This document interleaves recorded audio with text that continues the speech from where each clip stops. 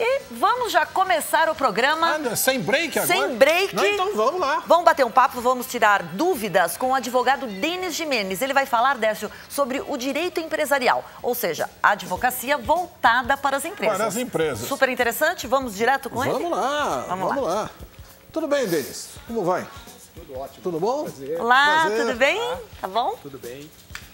Seja bem-vindo, Denis. E vamos dizer aí para os nossos telespectadores, se eles quiserem fazer se eles têm alguma questão aí para apresentar para o doutor Denis, Denis Jimenez, alguma questão do direito empresarial, telefone para cá, né? 2578-6000, 011 é o prefixo, 2578-6000. De qualquer lugar do Brasil, você telefona, faz a sua pergunta. Tenho certeza que o doutor Denis, com muita precisão, vai colocar a resposta para vocês, vai colocar fim nessa sua dúvida aí, né?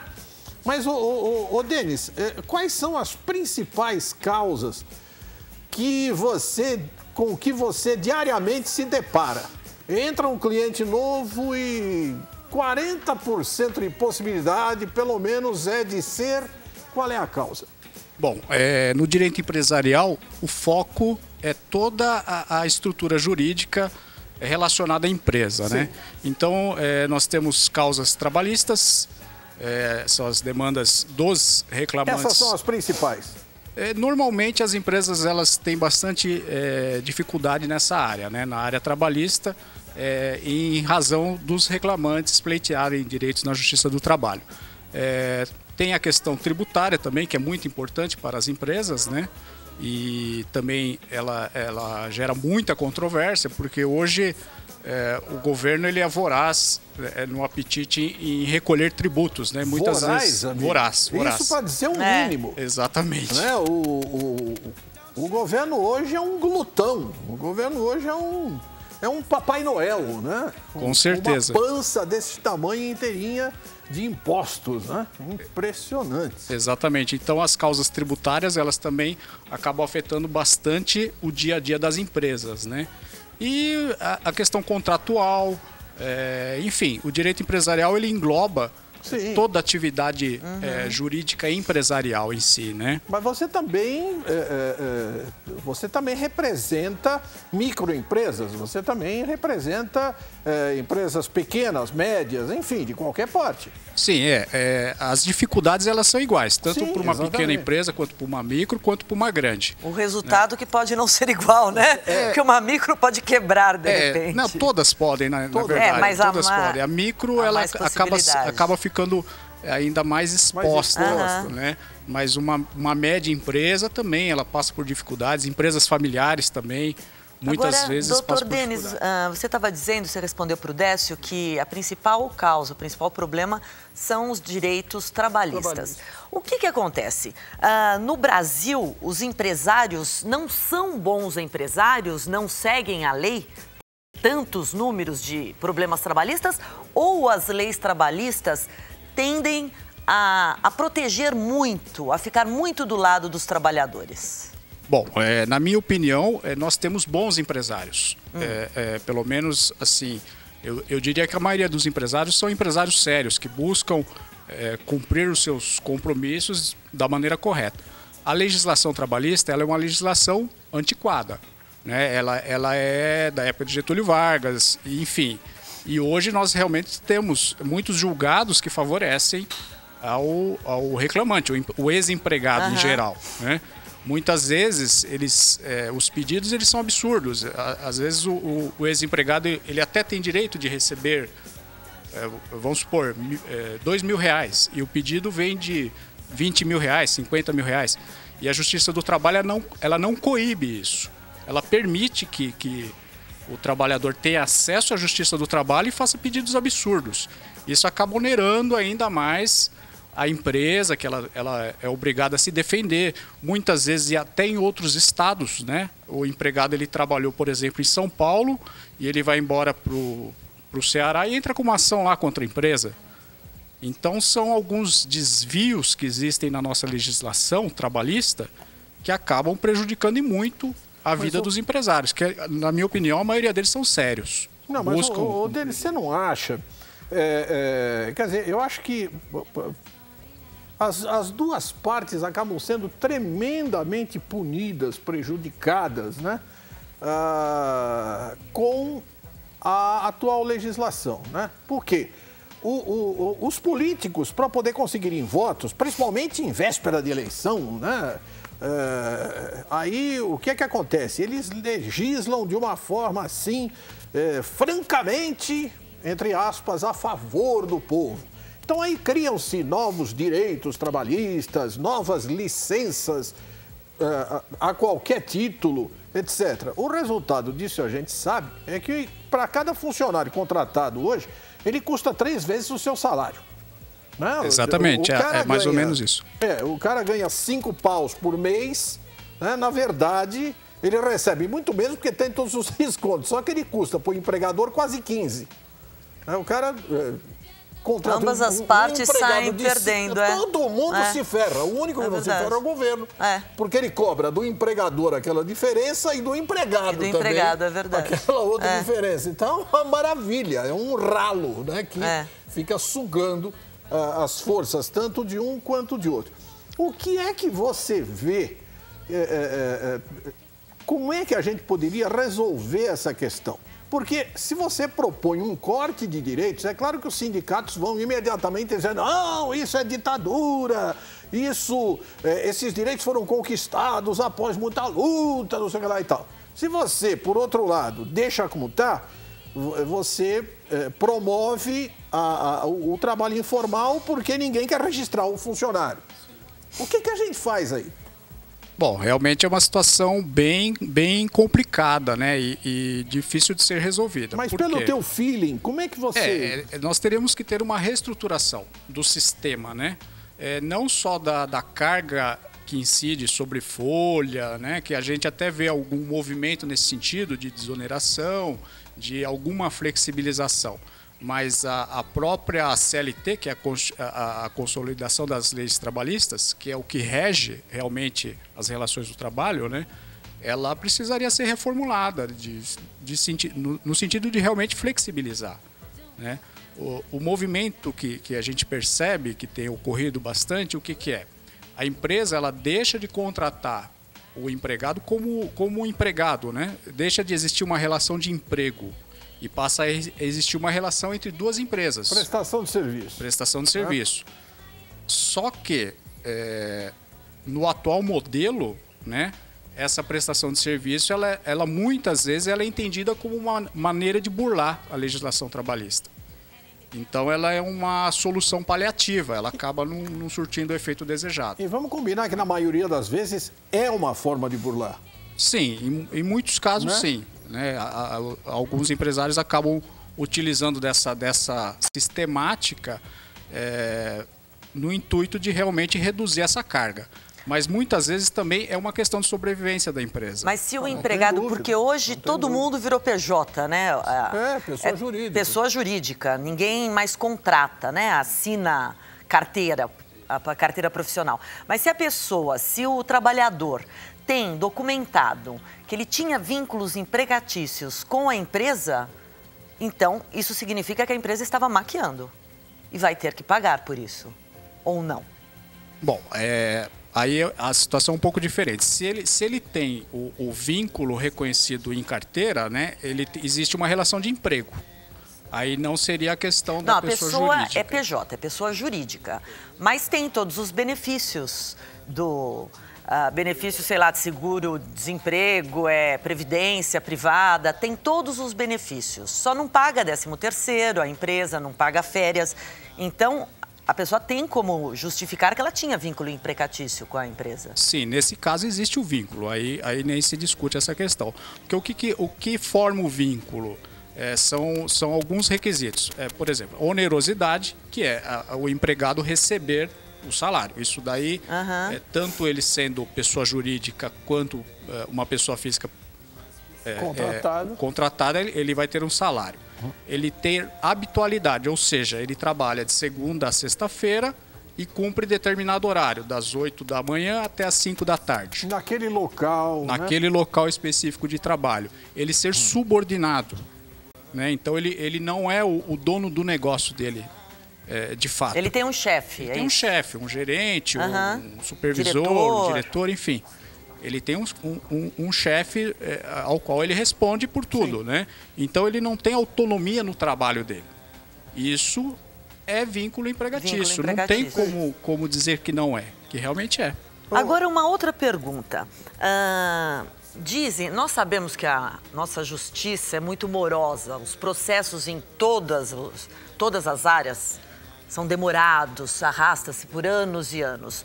Mas dizem que, em se falando de processos trabalhistas, a coisa é muito rápida. Existe recurso? Os empresários, a empresa pode entrar com recurso mesmo? Ganha o empregado a causa. A empresa entra com recurso? Há essa possibilidade ou já tem que pagar de imediato o trabalhador? Existe, sim. Existe. A legislação ela permite que tanto o empregado, que não entendeu que aquela sentença foi proferida da maneira correta, quanto o empregador possam recorrer para o Tribunal Superior, né? Em relação à morosidade, ela também existe na Justiça do Trabalho. Também existe. Também existe. Hoje, uma audiência ela não é marcada com antecedência menor do que 6 meses. Né? Então, ela funciona de maneira ruim para os dois lados, tanto para o empregado quanto para o empregador. Né? Porque o empregador sério, ele também quer ver resolvida aquela situação. Exatamente, para tirar o nome dele daquilo. Pode fazer um acordo logo, né? Acordo, ou ele busca realmente quitar aquela dívida, enfim. A maioria dos empregadores, pelo menos, eles não têm interesse em protelar. Prolongar, né? Só que muitas vezes acaba ocorrendo. Acaba ocorrendo por sentenças que acabam sendo injustas, equivocadas, e você é obrigado a se socorrer dos remédios que tem, que são os recursos, né? Levar o processo para o Tribunal Regional, enfim, tentar uma reversão no tribunal. Né? Então, essa situação de morosidade, tanto na Justiça Estadual quanto na Justiça Especializada Trabalhista, ela realmente ocorre. Hoje em dia, já existe uma situação muito melhor do que existia há 5, 7 anos atrás. Mesmo assim? Ainda assim, os processos se arrastam por muito tempo. Como é que funciona a recuperação judicial de uma empresa? Ok. Bom, a recuperação judicial ela é um benefício criado pela legislação para que a empresa possa se reestruturar econômica e financeiramente, né? Então, antigamente nós tínhamos a concordata. Concordata, que era uma jogada estratégica, né? A coisa está quase indo para o beleléu. Então, para agora, a recuperação judicial é mais ou menos essa figura? Ela é mais ou menos essa figura, só que aperfeiçoada. Que bom. Então, ela é uma legislação que realmente ela permite que uma empresa que teve uma dificuldade pontual, que ela consiga se reestruturar, né, se reorganizar e continuar gerando empregos, continuar gerando tributos. Ela passa por uma situação pontual. Algum motivo levou ela a entrar em crise. Por exemplo, na última crise de 2008, várias empresas que dependiam de exportação, de dólar. Se eu bater em alguma coisa em 2008, tem que bater. Exatamente, foi complicado. Então, muitas empresas entraram em crise nesse período, né? Ou por falta de liquidez, ou por falta de investimento, porque os bancos, eles oferecem crédito para empresas saudáveis. Sim. Empresas em dificuldade, elas têm muita dificuldade. Os bancos só ajudam quem não precisa, né? Quem precisa... Quando você prova que você não precisa grana, eles dão empréstimo. Aí não tem problema nenhum. É exatamente essa situação. Então, o que acontece com essas empresas é que elas se socorrem da legislação que permite a recuperação judicial. Ela cria uma linha no tempo. Até o momento em que ela pediu a recuperação judicial, todas aquelas dívidas elas são levadas ao processo e, entre aspas, congeladas, né? Então, a partir daquele momento, ela vai buscar a reestruturação, como pagar aquela dívida.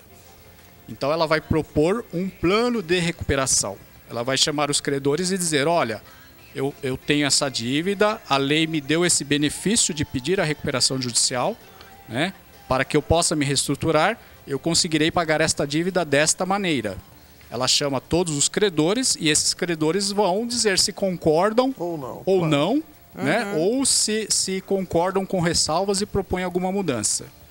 Então, ela é uma lei que ela foi uma das poucas leis bem pensadas, do meu ponto de vista, pelo menos, que realmente tem ajudado muitas empresas, até empresas tradicionais, a superarem a crise.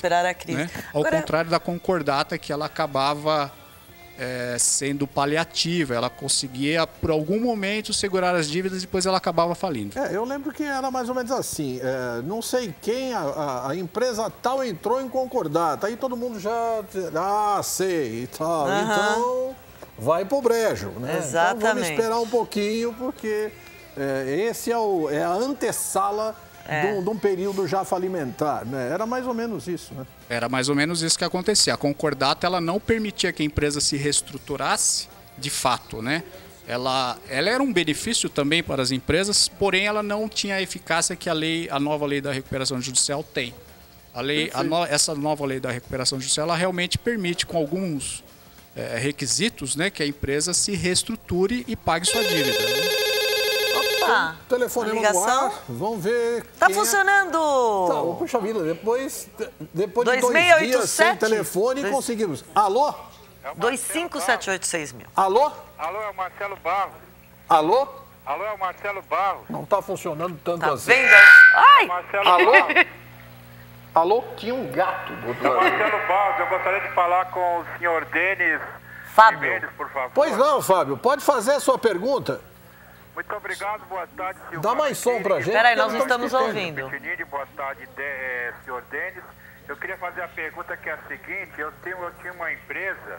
Tá sem som. Eu tinha uma empresa e essa empresa, como sócio do meu irmão, e meu irmão, ele tem uma dívida de 70 mil com essa empresa, né? E essa empresa, eu sou obrigado a pagar a dívida, mas eu queria saber se eu sair da empresa, se eu sou obrigado ainda a pagar essa dívida ou se eu saio definitivamente dessa dívida. Muito obrigado, doutor Denis Jimenez. Entendeu? Ok. Se eu entendi bem, existe uma dívida anterior, no qual o telespectador era sócio da empresa e ele continua responsável por essa dívida. Me parece o irmão que o dele, Fábio né? e o irmão são sócios de uma empresa, pelo que ele disse, né? Que tem uma dívida de 70 mil, né? Isso. Em princípio, precisaria ser verificado que tipo de dívida que é essa. Mas, a partir do desligamento da empresa, o sócio ainda responde por 2 anos. Então, 2 anos. Então, de acordo com o novo Código ainda Civil. eles têm essa dívida de 70 mil. Exatamente. Não seria possível. O fato dele deixar de integrar o quadro societário da empresa não necessariamente o eximiria do pagamento dessa dívida. Só uma curiosidade Então tá aí, minha. Fábio, deixa eu só complementar, Fábio. Durante 2 anos, segundo o doutor Denis, você ainda responde por esses 70 Ou mil, você né? paga ou continua devendo durante 2 ou anos os continua- 70 mil. Sim, mas de qualquer forma você é corresponsável, né? Exatamente. Só uma curiosidade. Você só advoga, você é advogado só dos patrões? Nunca do trabalhador do outro lado? É uma curiosidade. Eu hoje, 99% da minha carteira de clientes são empresas. Porque São tem um empresas. advogado especialista em empresas e o especialista em Isso, trabalhadores? Exatamente. Existem advogados que só advogam para o que a gente chama do reclamante, né? E outros advogados, como o meu caso, que são focados em direito empresarial. Direito empresarial. Isso. Muito Mas bem. você acaba tendo, como você mesmo disse a princípio, né, tendo clientes que são micro, né? Que são microempresários, que são pequenos empresários, como esse rapaz que acabou de ligar também, né? E que acabam te procurando e no que fazem muito bem, né? Porque para poder desvendar todos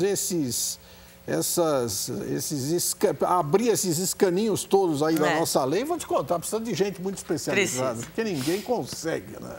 Não, com certeza. Também. Realmente o advogado empresarial ele acaba participando do dia a dia da empresa. Sem dúvida. Né? Então, acaba, além de ser o advogado, acaba sendo um consultor para o próprio sócio, para os prepostos, enfim. o intuito realmente é de ajudar a empresa da melhor maneira possível, dentro da legislação, é claro. Olha, a gente teve aqui com um convidado fantástico, Denis Jimenez, nos explicou aí de uma forma absolutamente tranquila, né? Essas dúvidas que a gente pode ter, que parecem bicho de 7 cabeças, e ele desmancha os bichos de 7 cabeças, né? Vira uma cabeça só. Muito obrigado, Denis, pela sua presença. Dr. Denis Jimenez, advogado de direito empresarial. E o contato dele é o seguinte, denis@jimenezadvocacia.com.br. O telefone 011 5061 3466. 5061 3466. Denis, muito obrigado. Muito obrigado. Eu que agradeço a oportunidade, espero ter esclarecido a dúvida. Com certeza. Sem dúvida, sem dúvida. Obrigada, viu, Muito doutor obrigado a Denis? você. A gente vai para o nosso comercial, mas você não saia daí, porque o desfile de atrações começou agora. Mas ainda tem muita lenha para queimar. Já já a gente volta. É lá e cá, um minuto só.